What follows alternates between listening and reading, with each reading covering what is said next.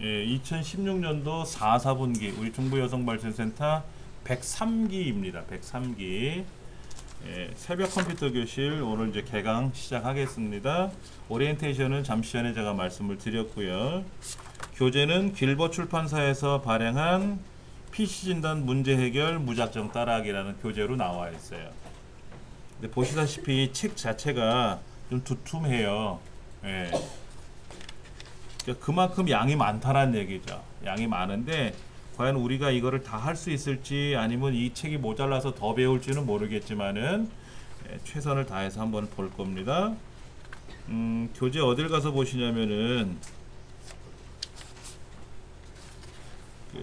몇 장 넘겨 보시면은 PC 문제 유형이라고 하는 게 나오네요. 목차 전에 있어요. 목차 전에 페이지가 안 보여서 몇 페이지다라고 말씀드리기가 좀 불편하겠지만은 그 PC 문제 유형에 보시면은 부팅 중에 PC가 멈춰요, 부팅 시간이 느려요, 이런 얘기들이 나오고요. 입력 장치가 작동되지 않아요, CPU가 불량이에요. 불량인지 어떻게 알지? 불량인지 어떻게 알면은 고수인데.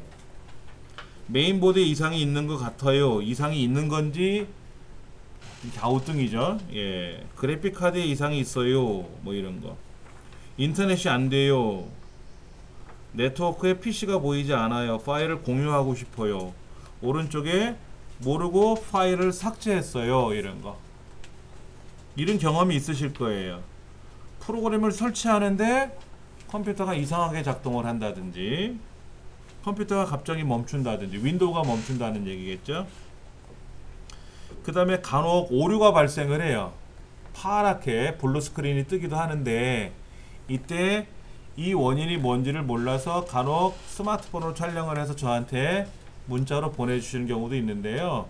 저도 몰라요. 그 화면만 보면 제가 모르잖아요. 그러면 그 문자 안에 화면에 메시지가 찍혀 있어요. 화면 밑에. 이제 그거를 이제 인터넷이 잘 되는 컴퓨터에 가서 물어보겠죠. 그러면 요런 저런 상황입니다 라고 마이크로소프트사에서 제공을 해 놓은 게 있어요. 이제 그거를 보고 조치를 취하는 거죠. 그러니까 선생님 배가 아파요. 그럼 왜 배가 아픈지 모르죠. 누구한테 맞아서 배가 아픈 건지, 아니면 개미가 배꼽을 깨물어서 아픈 건지, 아니면 속으로 많이 음식을 먹어서 과식을 해서 아픈 건지 모르지 않습니까? 그럼 물어보겠죠. 어떤 상황인지를. 그냥 배가 아프다 그러면 죽을 병인지 살 병인지 모른다는 얘기예요. 그래서 우리 컴퓨터도 컴퓨터가 안 돼요 그러면 답답한 거예요. 저도요. 어떻게 안 되는데요? 그냥 안 돼요. 화면은 나옵니까? 화면은 나오는데 마우스나 키보드는 작동이 됩니까? 작동이 되는데 그 뭐가 안 되는 거죠? 그때 비로소 프린터가 안 돼요. 이렇게 따로 얘기를 한단 말이에요. 그럼 컴퓨터가 안 되는 게 아니잖아. 그런 거라도 이것도 정확히 알고 있어야 되고요. 바이러스에 감염됐어요. 뭐 이런 거. 저번에 우리 선생님 랜섬웨어에 한번 감염되신 경우도 있었죠. 그렇죠. 랜섬웨어라는 건 뭔지 아세요? 볼모를 잡아서 돈을 요구하는 거예요. 당신의 컴퓨터에 있는 자료를 내가 볼모로 잡는, 인질 삼는 거예요. 내가 갖고 있는 데이터가 다 하나의 파일로 압축이 돼 버려요. 그리고 그거를 꺼내 쓰려 그러면 패스워드가 걸려 있는데 그 패스워드는 잠시 후에 화면에 떠요. 계좌로 송금을 하시오. 그럼 돈을 보내면 계좌 그 비밀번호를 알려주겠다 이거죠. 예. 근데 과연 알려줄지 안 알려줄지 모르죠. 그렇죠. 예. 그런 경우도 있고. 그 다음에 프린터로 인쇄를 했는데 어느 날 갑자기 컴퓨터가 이상하게 멈추더니만 그 다음에 껐다 키니까는 프린터가 작동이 안 된다. 뭐 이런 경우도 있어요. 그럼 이제 드라이버라는 문제가 생기죠. 드라이버. 예. 그 다음에 여러 가지 이런 것들. 그런 것들을 우리가 좀 살펴보아야 되겠고요. 그 다음에 우리 교재에 보면은 굉장히 많은 용어들이 나오는데 어려워요. 용어 자체가 어려워서 한 번 봐서는 몰라요. 여러분들이 자주 보셔야 돼요. 그리고 궁금한 거 있으시면 네이버에다 물어보시면 돼요. 뭐 네이버에 블로그라든지 카페라든지 또는 마이크로소프트 회사라든지 이런 전문가들이 알려주는 정보들이 있어요. 그런 거를 보시고 확인을 하셔야 되는데 간혹 보면은 미끼도 많아요. 뭐가 안 되세요? 그럼 클릭하세요. 클릭했더니 광고만 디립다 나오는 거죠. 예, 한마디로 메롱하는 거죠. 그런 거 나오면은 그냥 쫓아가서 어떻게 해버리고 싶은 그런 생각이 들 정도로 얄미운 사람들 있습니다. 파트 1번에는 처음에 이제 준비 운동 나와 있네요. 그 다음에 파트 1에는 내 컴퓨터가 이상하다 어떻게 처리하면 좋을까. 파트 2에는 하드웨어적인 내용을 진단하고 문제 해결하고 관리하는 방법. 그 다음에 파트 3에는 최적화하는 방법. 파트 4에는 이제 문제를 해결하는 그런 방법 뭐 이런 것들이 나와 있어요. 그 다음에 파트 5에는 윈도우를 다시 설치하는 방법이라든지 그 다음에 네트워크를 설정하는 방법. 네트워크 설정이 뭐예요? 참고로 여러분들 컴퓨터하고 강사 컴퓨터하고는 네트워크가 달라요. 여러분들끼리는 네트워크가 같다라는 얘기죠. 그러면 네트워크가 같으면은 서로 정보를 공유하기가 수월해요. 네트워크 공유를 할 수가 있으니까. 그러니까 가정에 아빠 컴퓨터, 자녀들 컴퓨터, 거실에 있는 뭐 주방에서 엄마가 사용하는 노트북 이런 컴퓨터들을 서로 하나의 네트워크로 공유를 해서 정보를 보내고 받고 할 수가 있어요. 아빠가 좋은 정보를 받아놨어요. 그럼 자녀들한테 아빠 컴퓨터 공유실에 뭐가 있으니까 가져가서 복사해서 써라. 그러면 자녀들이 네트워크에 들어가서 아빠 컴퓨터에 있는 정보를 가져오는 거죠. 말은 전달했는데 이해가 잘 안 되실 수 있어요. 경험이 없으시면 그것도 어려울 수 있어요. 예. 그러다 보니까 이게 잘못되면 어떻게 돼요? 아빠 컴퓨터에 바이러스에 감염되면은 자녀들 컴퓨터도 바이러스가 감염되겠죠. 그래서 랜섬웨어에 감염이 된 컴퓨터가 회사 내에 하나 있으면 그 회사 내에 있는 모든 컴퓨터는 다 감염돼요. 예, 그런 경우도 발생할 수가 있습니다. 교재 22쪽으로 갑니다. 자, 여러분들이 사용하시는 또 제가 사용하는 강사 컴퓨터나 여러분이 보시는 여러분들 컴퓨터나 같은 모델이에요. 삼성전자에서 생산한 데스크탑. 그러니까 슬림형은 아니고요. 타워형이라고 하죠. 타워형. 그러니까 CD롬 드라이브가 세로로 들어가느냐, CD가 세로로 들어가느냐, 가로로 들어가느냐에 따라서 구분할 수가 있어요. 세로로 들어가면 슬림형, 그 다음에 가로로 들어가면 타워형 이렇게 보시면 돼요. 예. 근데 지금 강의실에 있는 컴퓨터는 타워형이고요. 우리 교재 22쪽에 나와 있는 그림도 타워형이에요. 그래서 그 안에는 메인보드가 들어있고요. 메인보드 파란 녹색으로 되어 있는 기판이 메인보드고요.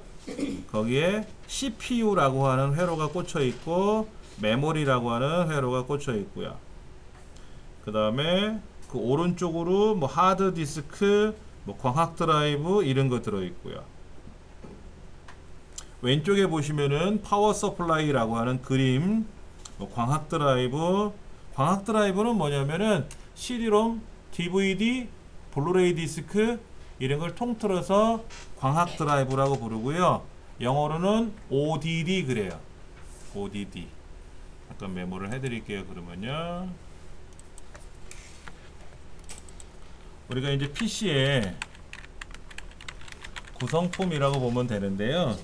책에 보시면은 일단은 케이스가 있죠. 케이스. 그 다음에 케이스 안에 메인보드가 들어있죠. 메인보드 안에는 뭐가 들어있습니까? 뭐 CPU라든지 또는 메모리라든지 뭐 그래픽 카드라든지 이런 것들이 그 안에 들어있어요. 이런 것들이 있고, 그 다음에 뭐가 있냐면 하드디스크. 하드디스크는 영어로 HDD라고 부르죠. HDD. 그 다음에 광학 드라이브. 광학 디스크라고 부르는데 광학 드라이브나 광학 디스크나 이렇게 하는데 이거는 영어로 ODD, 옵티컬 디스크 드라이브. 그 그 다음에 이 책에 있나요? 뭐가 있나? SSD라고 있어요. SSD. 이거는 이제 솔리드 디스크, 솔리드 스테이트, 그냥 SSD라고 그냥 바로 표현을 해서 쓰기도 해요. SSD. 책에 있네요. 4번 그림에. 예, SSD. 그 다음에 뭐 키보드,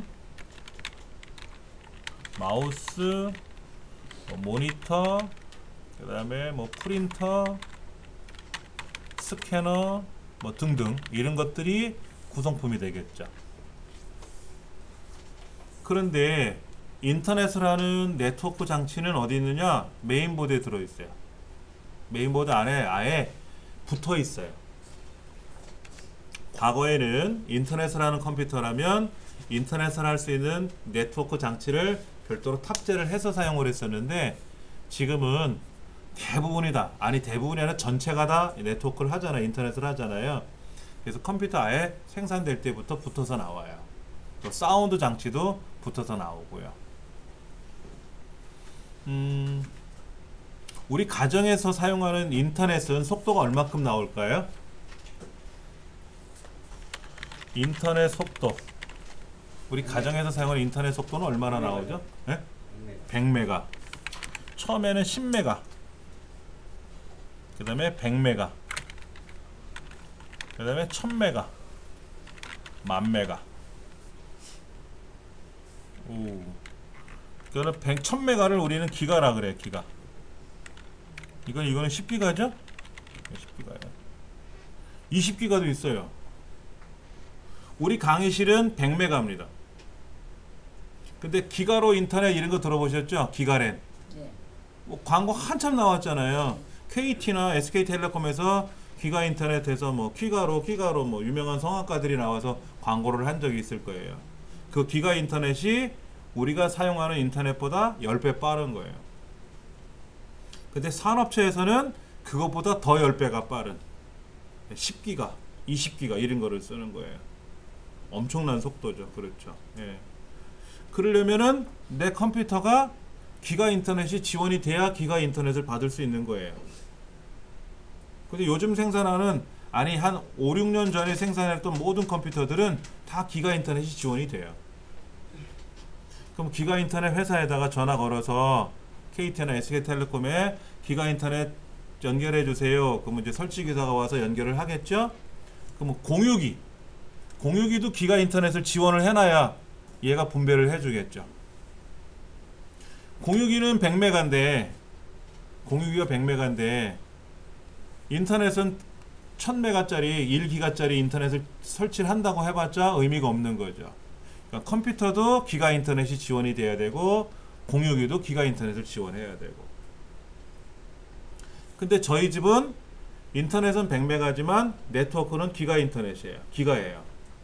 그러니까 외부로 나가는 인터넷은 100메가 속도로 가는 거고요. 자체 네트워크는 기가로 돌아가요. 그래서 제 컴퓨터랑 우리 애들 컴퓨터랑 뭐 이런 컴퓨터들끼리 자료를 보내고 받는 거는 기가 속도로 움직이고, 그것이 인터넷을 통해서 나갈 때는 100메가로만 가고, 무선 인터넷은 뭐 56메가 또는 뭐 300메가 네트워크로 움직일 때는 그렇게 가고, 어차피 인터넷으로 나갈 때는 와이파이로 나가야 되니까 100메가. 그런 거죠. 그래서 요즘 PC방에는 뭐 100메가 인터넷보다는 500메가나 1000기가, 1000기가 아니야. 1000메가, 즉 기가 인터넷. 이런 PC방들이 많아요. 속도가 빨라야 게임을 할 거 아닙니까? 요즘 게임은요, 영화 같아요. 과거에 벽돌 깨기처럼 뿅뿅뿅 이런 게 아니란 말이에요. 실사, 완전히 영화처럼 DVD로 제작돼 갖고 영화처럼 화면이 등장을 해요.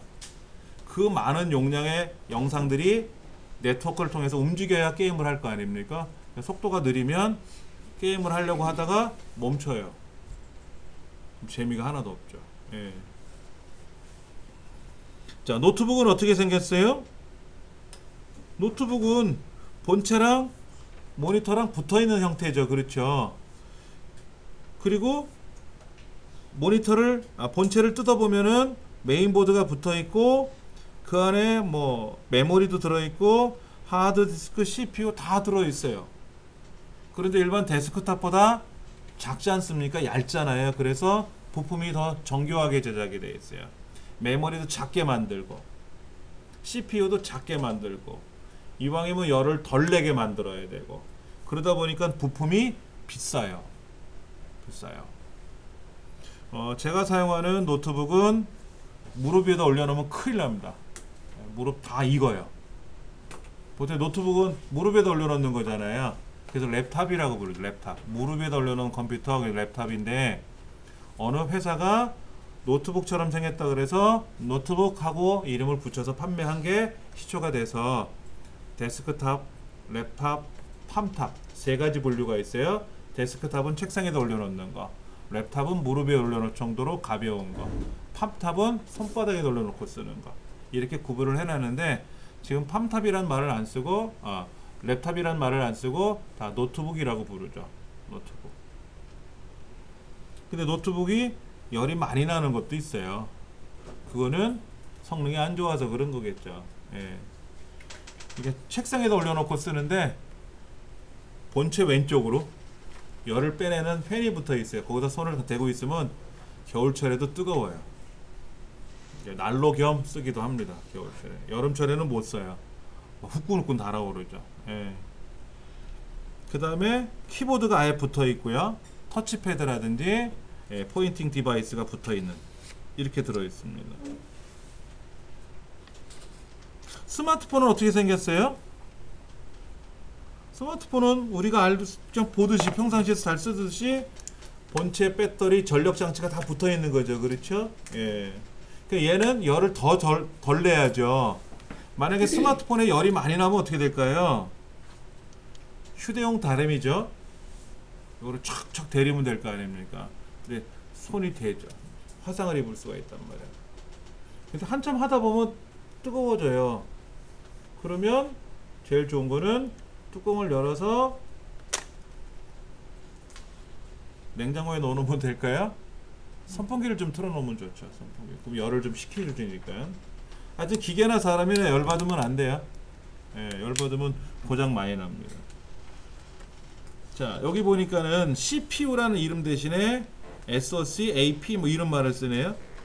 노트북용 스마트폰용 CPU 이렇게 생각하시면 되고 그 다음에 메모리도 들어있고요. 여러분이 사용하시는 스마트폰은 메모리가 용량이 어떻게 돼요? 큰일 났네. 저는 제 거 알아요. 저는 16기가예요. 그러니까 주기억 장치, 보조기억 장치 통틀어서 16기가예요. 그러니까 갤럭시 S6, S7 이런 제품들은 뭐 64GB, 뭐 32GB, 어떤 건 128GB 종류별로 달라요. 당연히 가격도 다르죠. 근데 용량 큰 거를 사시는 게 좋습니다. 비싸더라도. 용량이 이제 부족하면 어떻게 됩니까? 보조기억 장치를 써야죠. 보조기억 장치. 근데 보조기억 장치 쓰는 것보다는 주기억 장치를 쓰는 게 좋아요. 여기서는 내장 메모리라고 불러요. 그리고 시스템 메모리, 내장 메모리 이렇게 보통 부르는데 시스템 메모리는 아까 제가 제 스마트폰은 16기가입니다 라고 했잖아요. 그 16GB 중에서 약 6GB를 시스템 메모리를 사용하고 나머지 10기가를 내장 메모리를 사용해요. 그 내장 메모리에 제가 사진을 찍거나 음악을 다운로드 받아서 보관해 두는 공간이 되는 거예요. 그러니까는 처음부터 용량 큰 거를 사시면 좋죠. 많이 저장할 수가 있고. 그 다음에 SD카드 슬롯이라고 하는 게 있어서 이게 보조기억 장치를 연결할 때 쓰는 거예요. 아주 조그만 메모리 있어요. 한번 보여드릴까?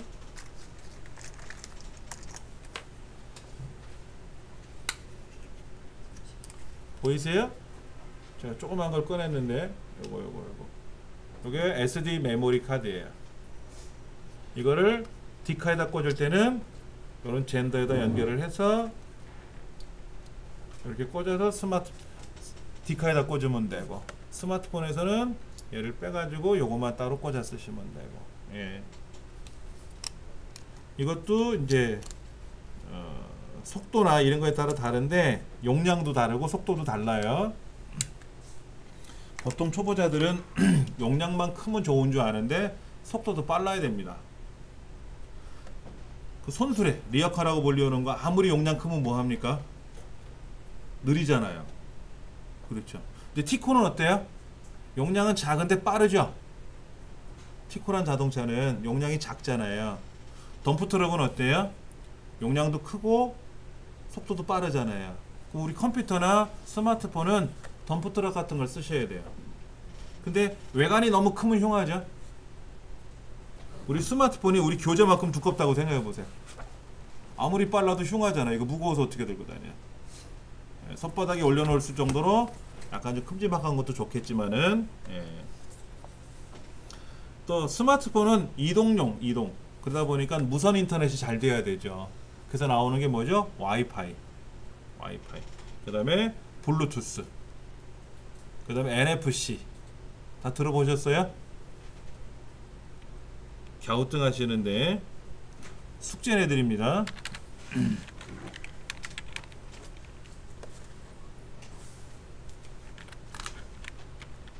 와이파이,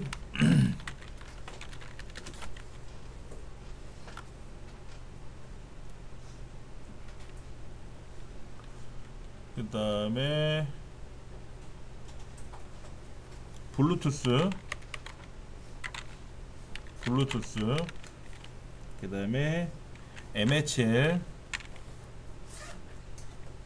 이 세 가지에 대해서 여러분들이 조사를 해서 A4 용지 보고서로 제출하시는 건 아니고요. 공부를 해서 저한테 보내주세요. 근데 어떻게 보내면 좋을까요? 이걸 문자 메시지로 해가지고 보내려면 양이 많죠. 그렇죠? 그러면은 여러분이 와이파이나 블루투스나 MHL이라고 하는 거를 네이버로 검색을 해서 보실 거 아닙니까? 그렇죠? 그래서 보신 화면을 착각 찍어서 보내주세요. 카톡이나 이런 거로. 그럼 이분이 공부를 하셨구나 하고 알 수 있겠죠. 근데 더 중요한 거는 찍어서 보내는 게 중요한 게 아니라 내가 알아야 돼요. 제가 MHL이 뭡니까 했더니 MHL은 이런 거예요. 그런데 MHL 어떻게 연결하는 거죠? 그랬더니 그거는 몰라요. 그러면 또 그렇죠. 아셔야 되는 거예요. 이거를 잘못 하셔갖고 어떤 분은요, 이걸 이렇게 써야 되는데 모르고 이렇게 쓰는 분도 있어요. 이거 아니에요. 어떤 사람이 옆집에서 전화가 왔어요. 죄송합니다. 문자가 왔대. 당신의 와이파이를 지난 밤중에 사용을 했습니다. 이렇게 썼어야 했는데 모르고 이거를 보낸 거예요. 큰일 났죠. 남의 와이프를 사용했다 그러면 안 되는 거죠. 자, 여기 보니까는 또 뭐 디스플레이라고 되어 있는데요. 액정이라고 하죠. 액정. 여러분들 잘못 표현하시다. 액정이 깨졌어요 하시는 분이 있어요. 액정이 깨진 게 아니라 뭐가 깨진 거예요? 강화유리가 깨진 겁니다. 액정은 저 속에 있어요. 이 겉에 있는 게 방탄유리예요. 방탄유리. 건물의 빌딩에 가면 현관에 두꺼운 유리 있잖아요. 그게 강화유리 이거예요. 자동차 유리. 자동차 유리는 가정용 유리창하고 달리 깨지면 산산조각이 나요. 여기 강화유리가 그렇게 되어 있는 건데, 강화유리는 이건 강해요. 근데 직각으로 떨어지면 깨집니다. 잘 깨져요. 자동차 유리도 그래요. 자동차 유리도 유리만 이렇게 빼가지고 밑으로 수직으로 떨어뜨리면 산산조각 나요. 근데 이렇게 떨어지면 안 깨지죠. 잘. 그러니까 충돌을 났을 때 잘 안 깨지고, 만약에 깨지면 산산조각 나야지 삐죽삐죽해지면 어떻게 돼요? 더 위험하잖아요. 근데 이 강화유리가 깨진 거지 액션이 깨지는 건 아닙니다. 근데 강화유리 깨지면 흉하잖아요. 그 통째로 교체하려면 돈이 많이 들어요. 그래서 강화유리만 교체하는 그런 것도 있어요. 서비스가 있더라고. 요거를 좀 조사해서 여러분이 학습을 좀 하시기 바랍니다. 그 다음 25쪽에 보니까 태블릿, 울트라북, 컨버터블 PC 이런 말이 나와요. 태블릿은 뭐예요? 태블릿 PC? 터치가 되는 노트북? 아이패드. 아이패드 같은 거, 태블릿이죠. 그러니까는 노트북은 노트북인데 노트북에는 모니터가 있고 키보드가 있잖아요. 근데 그 키보드를 입력하는 게 아니라 그냥 화면상에서 우리 스마트폰처럼 뭐 문자를 보내려고 그러면 키보드 그림이 뜨지 않습니까? 근데 화면이 큰 거. 한 손에 딱 이렇게 움켜쥐고 쓸 정도가 아닌 좀 큰 거. 그걸 우린 태블릿이라고 보시면 되죠. 예. 그러니까 태블릿은 뭐 15인치 이런 건 아니에요. 8인치, 뭐 7인치, 9인치, 10인치 정도 요런 게 이제 태블릿이라고 부르면 되고 뭐 13인치, 15인치, 19인치도 있습니다. 노트북은 19인치. 노트북에요. 키보드가 이렇게 생겼어요. 우리 가정용 키보드랑 똑같은 키보드가 노트북에도 붙어 있어요. 얼마나 큰지 아시겠죠? 근데 무게가 뭐 8.5kg. 그러니까 들고 못 다녀요. 그러니까 접어서 그냥 이렇게 사용하고 뚜껑 열어서 쓰고 이런 정도. 그러니까 집에서 보관해서 쓰는 데스크탑은 데스크탑인데 두꺼운 게 아니라 얇은 데스크탑이라고 보시면 돼요. 그래서 데스크 노트라 그래요. 데스크 노트. 그런 노트북도 있긴 있습니다. 자, 울트라북은 뭡니까? 노트북은 뭐고? 노트북은 우리가 알고 있는 뚜껑 달린 거 그거예요. 근데 울트라북은 요즘 새로 나온 용어예요. 노트북은 노트북인데 아주 얇게 나온 거. 가볍고 얇고 성능이 강력한 거. 근데 노트북도 성능이 좋은 거 많아요. 여러분 노트북이 700만원짜리 있어요. 보셨어요?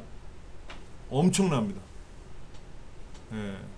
게이머들이 쓰는 노트북 중에 600만원, 700만원짜리도 굉장히 많은데요. 무게가 좀 무거워요. 5.6kg, 뭐 6.5kg 이렇게 나오는데 들고 다니는 용도는 아니고 화면도 커요. 17.3인치 뭐 이래요. 해상도는 4K, 4000 해상도. 그럼 뭐 엄청난 거죠. 예. 근데 그런 거는 울트라북이라고 안 불러요. 그냥 노트북이라고 불러요. 울트라북이라고 하는 말은 아주 얇은 거. 얇으려면은 뭐가 들어가야 얇아지죠? 어떻게 만들어야 얇아질까요? 그러니까 제 몸매는 울트라북이 아니에요. 예, 저는 슈퍼 노트북이에요. 제 몸매는. 데스크탑. 근데 울트라북이로 말하는 거는 CPU도 얇아야 되고요. 저장 장치. 아까 말씀드렸던 여기 그 광학 디스크 장치는 주로 안 써요. 얘가 공간을 많이 차지하거든요. 그 다음에 하드 디스크도 무거워요. 무게가 무겁고 두껍고 그런데 SSD는요 한 65g, 70g 밖에 안 해요. 우리가 사용하는 USB 메모리 보다 조금 더 무겁다고 보시면 돼요. 굉장히 가벼워요. 그러니까 전체적인 무게가 어떻게 될까? 1kg 미만. 그래서 LG전자에서는 그램이라는 노트북, 울트라북이 나오잖아요. 그 그램이라는 말은 1kg이 안 된다. 999g까지 간다. 이런 얘기를 말하는 거예요. 컨버터블은 뭐죠?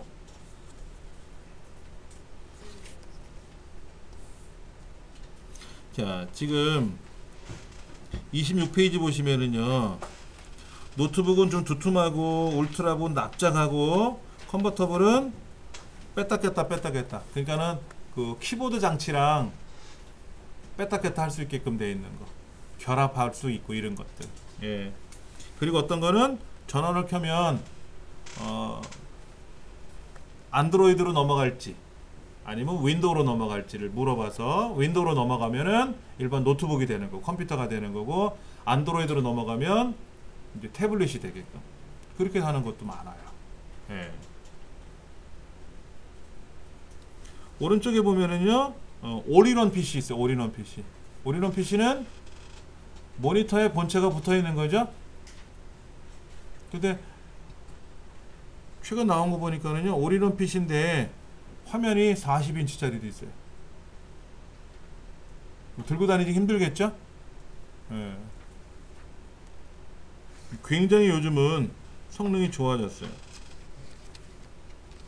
참고로 여러분 스마트폰은 터치 기능이 다 지원이 되죠. 이게 터치가 안 되면 안 되죠. 이 터치 방식이 두 가지가 있어요.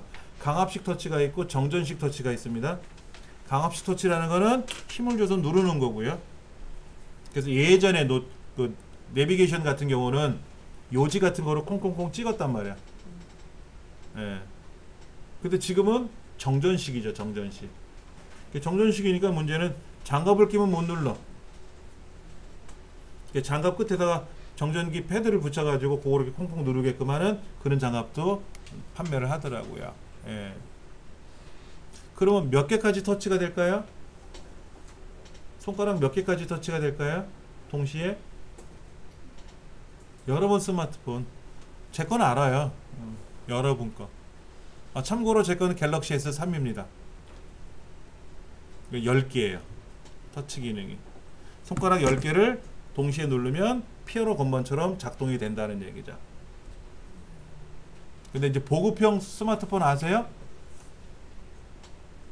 요즘 스마트폰이 비싸잖아요. 근데 저렴하게 나오는 게 있단 말이야. 화면은 큰데 저렴하게 나오는 거는 주로 내장 메모리가 약해요. 작아요. 8기가 뭐 이런 것들이 있거든요. 그 다음에 저렴한 태블릿들, 이런 애들은 터치가 5개까지만 지원돼요. 네. 그런데 우리 윈도우 10 같은 경우에는요, 터치를 20개까지 지원하나 봐요. 그래서 노트북이나 또는 이 올인원 PC도 터치 기능이 지원이 되는 거는 동시에 자녀들하고 합쳐서 손가락 20개를 누르면 지원이 다 되게끔 하는 그런 제품도 나와 있는 걸로 알고 있습니다. 28쪽 보세요. 과연 내 컴퓨터는 어떻게 작동이 될까 하는 거예요. 사람은 이제 임신을 하게 되면은 애기 씨앗이 맺혀가지고 10개월 동안 엄마 뱃속에서 안전하게 있다가 나름 완성된 성체로 엄마 뱃속을 빠져나오죠. 그렇죠. 그리고 나서 한동안 성장을 합니다. 아기 때, 그 다음에 유년기, 청소년기 해서 계속 성장을 하고, 제가 아는 사람은 군대에서도 10cm 컸다 그러더라고요. 성인이 돼서도 성장을 해요. 그리고 이제 세월이 지나서 이제 로그아웃이 되겠죠. 예. 그럼 우리 컴퓨터는 어떻게 작동이 되느냐? 전원을 켜면 컴퓨터가 이제 작동을 하는데 무조건 작동이 되는 건 아니고요. 기계 점검을 합니다. 여러분 댁에 있는 컴퓨터를 잘 생각해 보세요. 전원을 켜면은 안에서 어떤 일을 하는지 화면에 나타나요. 전원을 딱 켜자마자 잠깐 지나면 윈도우 로고 그림이 뜨죠. 동그랗게 네모난 그 그림 4개가 이렇게 커지고 왔다 갔다 해요. 그러다가 바탕화면에 아이콘들이 쫙 등장을 합니다. 그러면 그걸 가지고 우리는 부팅을 했어요 라고 하는데, 그 로고가 껌뻑껌뻑거리는 사이에 뭐를 하느냐, 겉으로는 안 보여주지만 속으로는 뭔가를 막 움직이고 있었던 거예요. 거기 보니까는 운영체제가 작동되고 있다라고 보시면 돼요. 예. 그러니까는 기계덩어리 하드웨어가 있고 소프트웨어라고 하는 프로그램이 있는데, 그거를 원활하게 해주려면 뭐가 필요하다? 운영체제, 윈도우라는 게 필요한 거예요. 윈도우. 자, 또 하나 숙제. 운영체제의 종류를 한번 찾아보세요. 윈도우라는 것도 있고요. 윈도우도 종류가 많아요. 윈도우 10, 윈도우 8, 윈도우 7, 윈도우 XP 뭐 이런 거 있잖아요. 윈도우 2008도 있어요. 윈도우 2013도 있고요. 못 들어봤죠? 예. 그 다음에 리눅스라는 것이 리눅스. 네, 리눅스도 종류가 어떤 사람 그러더니 한 1000가지가 된다고? 엄청나게 많아요. 종류가. 뭐 유닉스라는 것도 있어요. 답을 다 알려드리네. 근데 한번 찾아보세요. 종류가 뭐가 있는지. 네이버 컴퓨터 있죠. 네이버. 여러분이 인터넷 실행해서 네이버 들어가잖아요. 그럼 네이버에서 사용하는 컴퓨터는 과연 어떤 운영체제를 사용할까? 네이버 직원들은 어떤 운영체제를 사용하고, 우리가 접속하는, 여기 제 홈페이지에 들어갔잖아요. 네이버로 들어가면 네이버가 열리는데, 이 네이버에 있는 컴퓨터들은 과연 어떤 운영체제를 쓸까? 마이크로소프트사는 어떤 운영체제를 쓸까? 직원들은 어떤 컴퓨터에 어떤 운영체제를 쓰고 그걸 관리하는 서버라고 하죠. 서버들은 어떤 프로그램을 쓸까? 이런 것도 한번 우리가 생각해 볼 수 있어요. 그러면 내가 사용하는 스마트폰은 운영체제가 뭘까? 뭐죠? 삼성 안드로이드. 안드로이드라고 하는 운영체제를 쓰는 거죠. 근데 운영체제라고 부르지 않고 안드로이드라는 플랫폼을 사용한다라고 보통 표현을 하는데, 스마트폰 중에는 아이폰이라는 게 있고 안드로이드 폰 두 가지로 보통 나누죠. 또 있어요. 윈도우 폰도 있습니다. 블랙베리 폰 뭐 이런 것도 있고 다 종류가 있는데, 우리가 알고 있는 아이폰, 애플에서 만든 아이폰은 iOS라는 운영체제를 사용하고 있고요. 스마트폰, 우리가 삼성, 갤럭시, LG 이런 제품들은 안드로이드라고 하는 운영체제를 사용하는데, 문제는 버전을 아셔야 돼. 버전. 자, 지금 한번 찾아볼게요. 여러분이 사용하시는 스마트폰의 안드로이드 버전을 확인하시기 바랍니다. 어떻게 확인하시나요? 여러분 스마트폰에서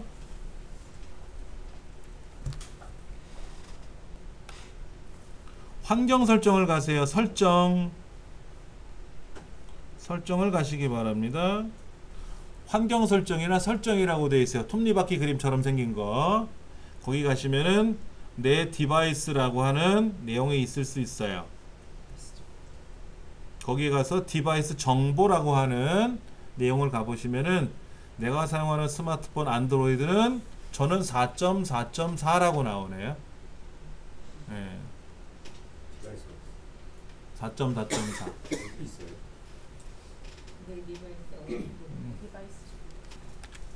우리 스마트폰의 정보를 좀 찾아보기 위해서 어떻게 갔냐면요, 사실은 여기에서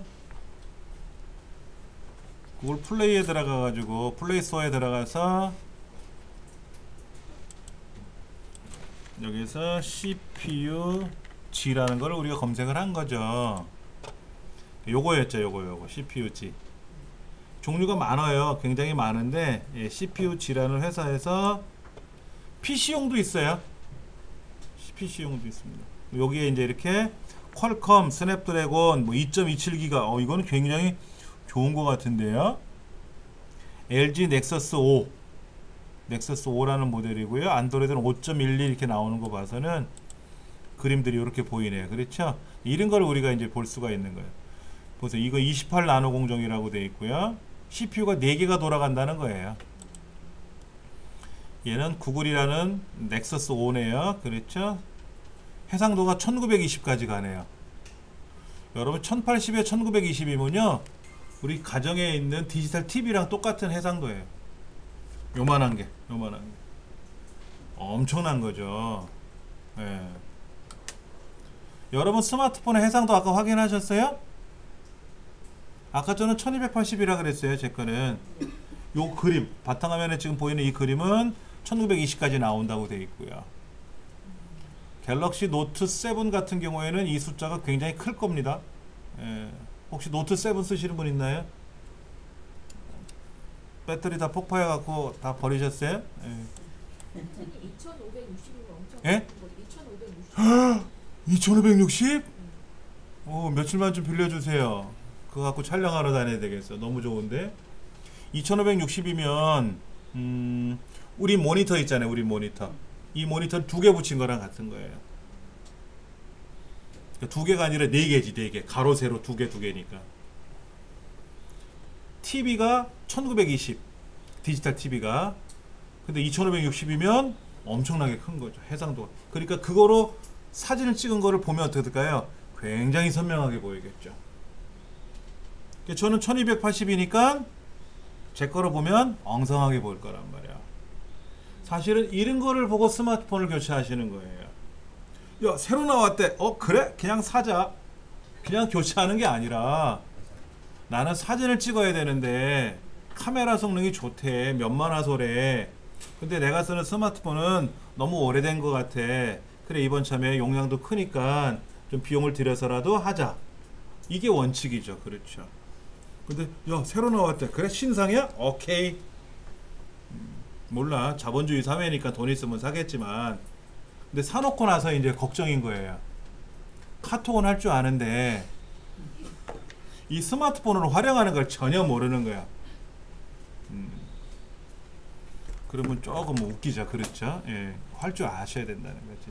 이건 배터리가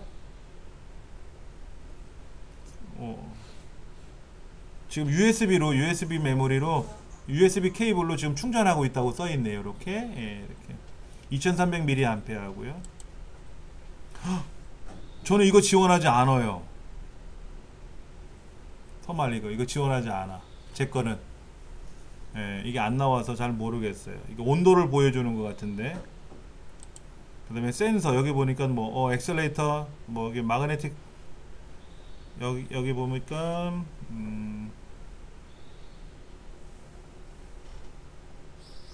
자이로스코프, 뭐, 여러 가지 있어요. 뭐, 굉장히 많네요, 센서가. 그렇죠? 배터리 레벨은 뭐예요? 예? 배터리 레벨. 배터리 레벨이요? 네, 레벨이 37%. 작아서 때가 참 몇 프로, 현재 얼마나 낭비되고 쓰고 있냐고. 그러니까는 99%니까 이제 거의 다 충전 완료되는 거죠. 우리 배터리 보면은 저는 여기 73%라고 나오거든요. 저 위에. 그러니까 일부 쓴 거죠.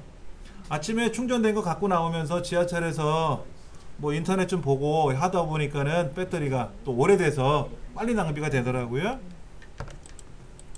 그런 것들을 이제 여기서 설명을 해주고 있는 거예요. 예. 이거는 갤럭시 S3라고 돼 있는데 갤럭시 S3는 아닌 것 같은데, 갤럭시 S3가 이건데 얘 더 좋은 건데. 그렇죠? 예. 하여튼 이런 정보를 볼 수가 있어요. 자, 그러면 우리 컴퓨터를 한번 좀 봐야죠. 우리 컴퓨터.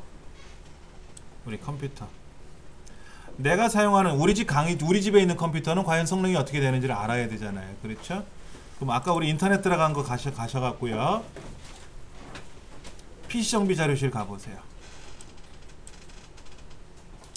PC 정비 자료실.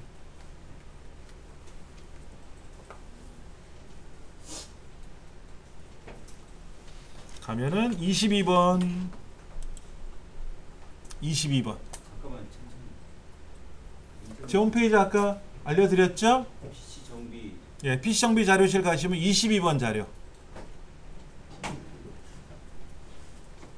메모를 좀 해드릴게요. 내 PC 사양을 확인하기. 이거는 PC 정비 자료실에 가서 22번 자료. 그럼 여기에 CPU G 64라고 있을 거예요. 64.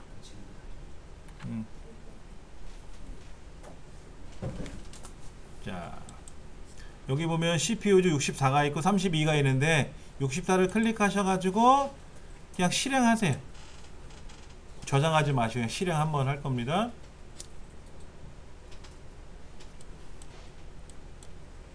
그러면 CPU ID라고 하는 회사에서 만든 프로그램이 작동이 될 겁니다.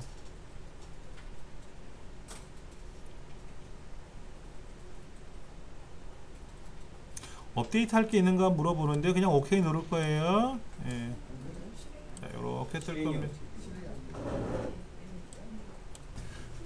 제가 64비트용 프로그램을 실행하세요 라고 했어요. 그렇죠? 그럼 64비트 컴퓨터인지 내가 사용하는 컴퓨터가 32비트인지를 알아야 되잖아요. 자, 왼쪽에 보시면 컴퓨터라는 아이콘이 있어요. 그렇죠?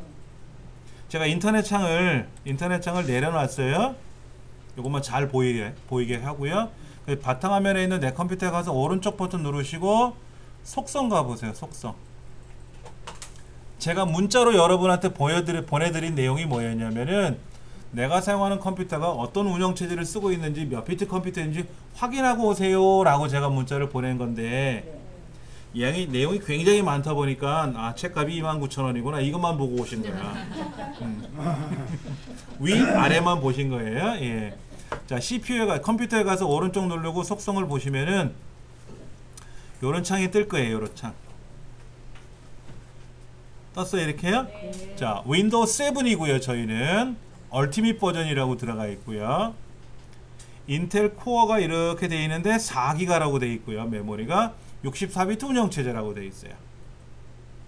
그러니까 이 윈도우는 64비트예요. 근데 윈도우 XP를 쓰시는 분이 있어요. 윈도우 XP는 무조건 32비트입니다. 윈도우 XP는 윈도우 8 이상을 쓰시는 분들은 대부분은 64비트를 쓰실 거예요.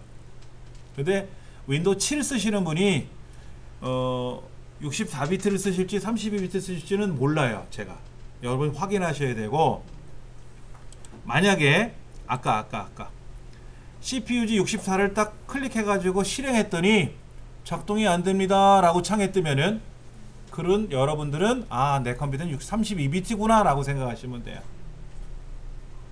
64비트 컴퓨터에서는 32비트가 실행이 되지만 32비트 컴퓨터에서는 64비트가 실행이 안 돼요.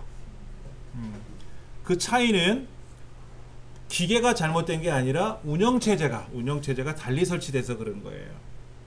내가 사용하는 컴퓨터 기계적인 하드웨어적인 내용들은 64비트, 32비트 다 설치는 가능해요. 가능한데 문제는 메모리가 용량이 많으면 64비트로 설치가 되면 편하고, 내가 사용하는 컴퓨터 메모리가 작으면 64비트 설치하면 안 돼요. 그러면 작동하기가 너무 어려워요. 자, 여기 보니까는요, 우리 강의실 컴퓨터는 인텔 코어 2 듀오 울프데일이라는 이름으로 되어 있어요. 울프데일. 그 다음에 소켓이 775라고 되어 있어요.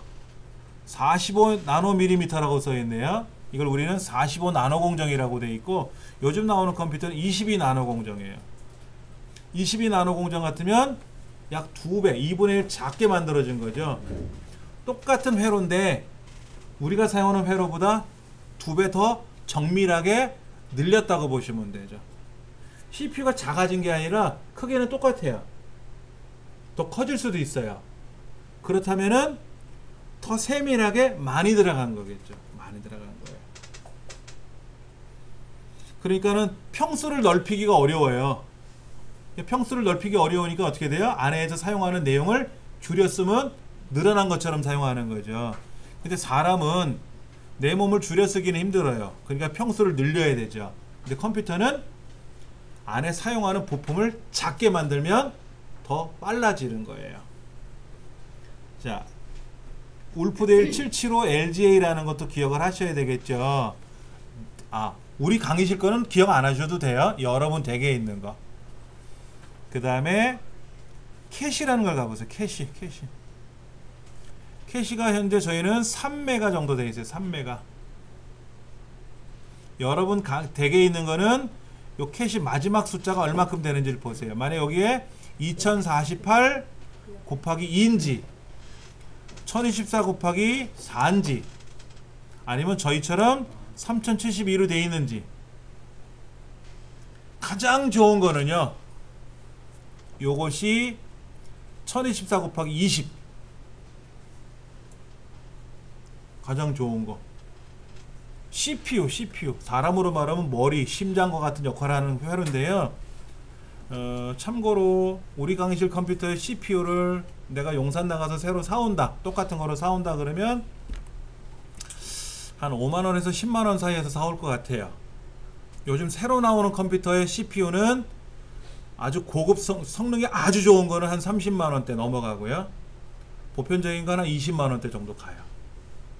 그리고 개인용 컴퓨터 PC 중에서 가장 CPU가 비싼 거는 한 350만원 정도 가요. CPU만. 쉽게 말하면 같은 차인데 누구는 티코고 누구는 그랜저고 누구는 아우디고 벤츠고 이런 거예요. 그러니까 똑같은 차래도 다르잖아요. 그렇죠. 에어백이 1개냐 8개냐, 그 다음에 8기통이냐 그냥 오토바이처럼 딸딸딸딸 거리는 이런 스쿠터가 이런 거냐, 이게 달라지는 거예요. 이걸 보시면 되는 거예요. 자, 메인보드 보세요. 우리 강의실 메인보드는 2010년 4월 13일 날 만들어져 있어요. 여기 써 있네요. 그렇죠? 그 다음에 칩셋이 G41이라고 써 있어요. G41. 이 칩셋은요, 이 컴퓨터 안에 들어있는 메인보드의 성능을 나타내는 숫자예요. 이게 A, B, C, D 이렇게 나가는데 Z로 나가는 게 좋아요. Z. 그러니까 G 다음에 Z로 가려면 한참 더 가야 되겠죠. 41도 있고요. 70도 있고요. 90도 있고요. 170까지 나와요. 지금 숫자가. 자, G41이면 아주 보편적으로 성능이 좀 낮은 거. 왜? 삼성 거 비싸잖아. 야, 삼성 거 중에 Z99 이런 거는 아마 없을 것 같은데, 삼성에는. 용산에 나가서 조립하는 제품들 중에는 내가 Z99, 뭐 Z170으로 조립할 수 있을 거예요. 그러면 얼마나 비쌀지는 뭐 상상 초월일 것 같아요. 자, 메모리 가볼게요. 메모리. 여기 메모리 몇 기가라고 돼 있어요? 4GB. 근데 저희는 듀얼이라고 써있네요. 듀얼. DDR3 메모리가 들어가 있어요. 듀얼이란 말은 뭐냐면요, 메모리가 2개나 4개가 꽂혀 있다, 이런 얘기예요. 자, SPD 가볼게요. 여기 보니까 슬롯이 1이 있고 슬롯이 2가 있네요. 슬롯이 1이 있고 슬롯이 2가 있는데, 슬롯 1에 2기가 2048메가가 2기가예요.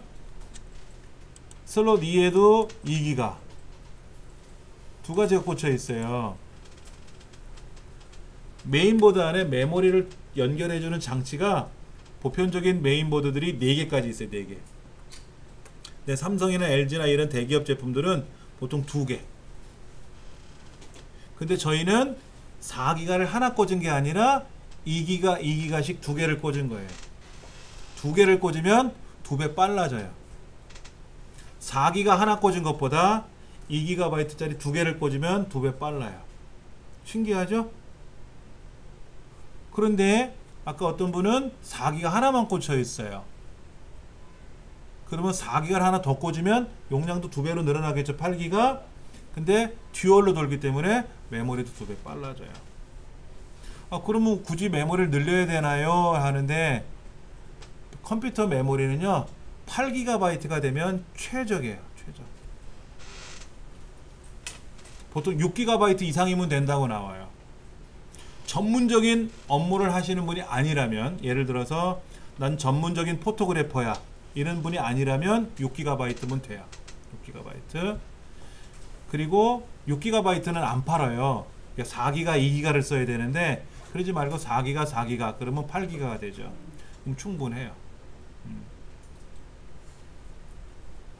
그 다음에 그래픽은 뭐라고 되어 있나 보세요. 여기 그래픽은 G41이라고 되어 있네요. G41. 인텔 G41이라고 되어 있어요. 그래픽 디바이스도 있고요. 뭐 여기 인텔 G41이라고 써 있는데, 이 41보다는 예를 들어 숫자가 더 높으면 좋겠죠? 숫자가 더 높으면 좋아요. 하여튼 뭔지는 잘 모르겠지만 여기 숫자가 이렇게 보이는 거예요. 근데 이 숫자의 내용을 이해를 하시는 것도 사실은 어려운 거예요. 근데 제가 이거를 다 설명드리려면 한 3일은 더 해야 될 거예요. 그냥 집에 안 가시고 여기서 합숙을 하면서. 일단 여기서 다 듣게요. 예. 자, 숙제가 뭐가 있냐면, 제가 문자로 보내드린 것처럼 숙제 중에는 운영체제의 비트수, 종류하고 비트수, 아까 64비트인지 32비트인지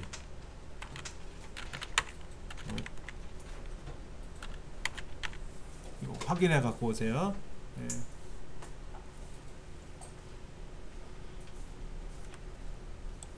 요거 공부방에 다 올라가요. 여러분이 오늘 저녁 때, 저녁 식사 전에 이 내용을 보실 수 있게끔 제가 공부방에다 올려놓을 거니까는요, 거기에는 이 정보를 보시고 기억하시면 돼요. 굳이 여기서 메모하셔도 되겠지만은 안 하셔도 되게끔 다 올려놓을 거니까는요. 자, 28페이지 보세요. 28페이지. 사람이 태어날 때까지 과정을 보면은 엄마 뱃속에서 아기씨가 자라면서 점차 커지죠. 그렇죠. 그리고 더 이상 엄마 뱃속에 있기가 머무르기가 힘드니까는 세상 밖으로 내보내요. 내보내서 밖에서 생활하게끔. 그래서 무럭무럭 성장을 하는 겁니다. 컴퓨터는 컴퓨터는 이미 엄마 뱃속에서 만들어진 것처럼 생산이 돼서 나와요. 그러면 이제 거기에 전원 스위치를 넣으면 얘가 이제 생명을 불어넣는 거잖아요. 그럼 바로 윈도우가 작동되는 게 아니라 기계 점검부터 해요. 이 기계가 제대로 작동이 될 수 있는 기계인지 아닌지를 점검을 먼저 합니다. 그게 바이오스예요. 그 빨간색 삼각형으로 해준 그림 보이세요? 피라미드 구조에 바이오스라는 말이 뭐냐면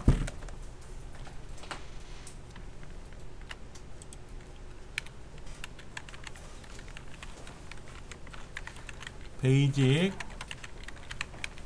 인풋 아웃풋 시스템 이런 말이에요. 그러니까 기본적인 입력, 출력을 관리하는 시스템. 시스템이란 말도 어려워요. 시스템. 아이 뭐하는 시스템이야. 뭐 이런.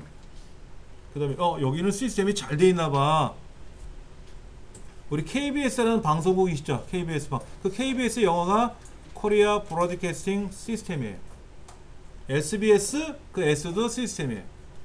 그럼 시스템이란 말이 뭐냐? 이것저것이 협력해서 목적을 잘 이루려고 하는 것. 그런 게 시스템이에요.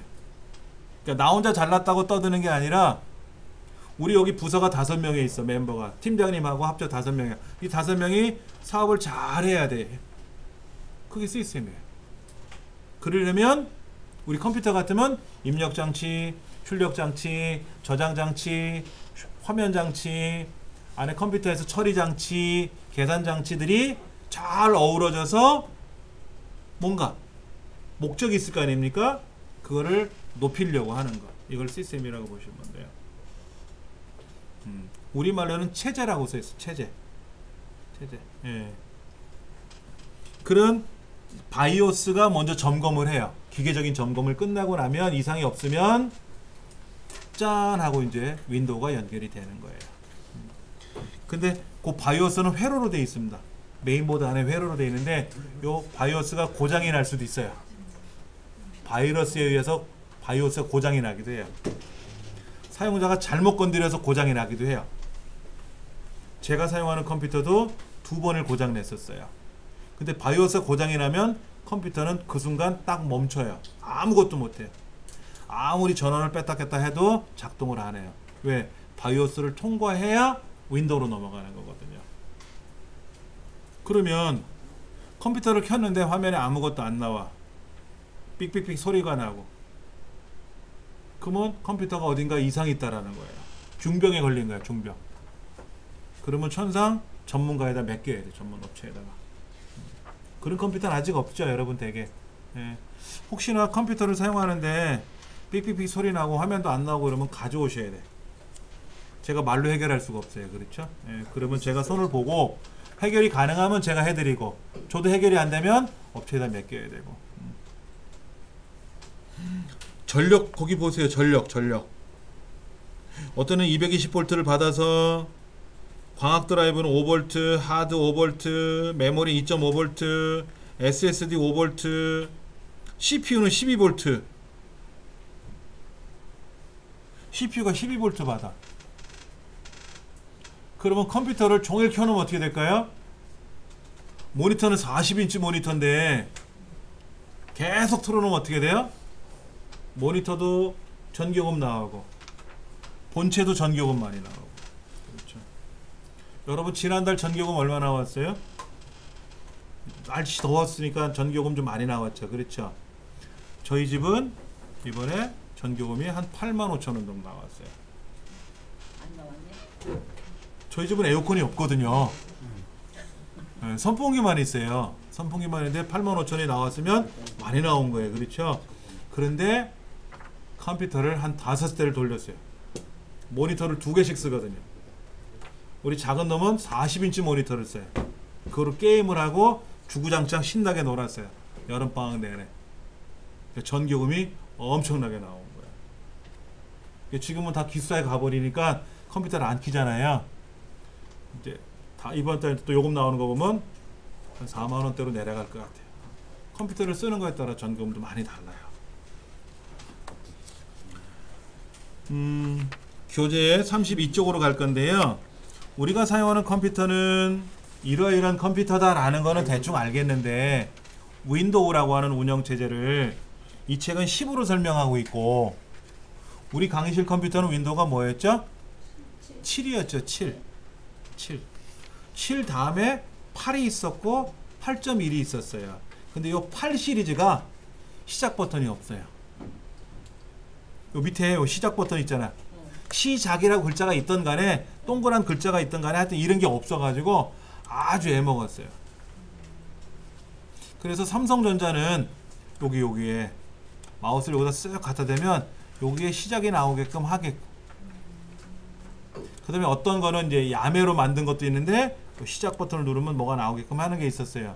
그래서 저도 그거를 깔아놨는데 이게 잘못 깔면 광고가 드립다 쏟아져요.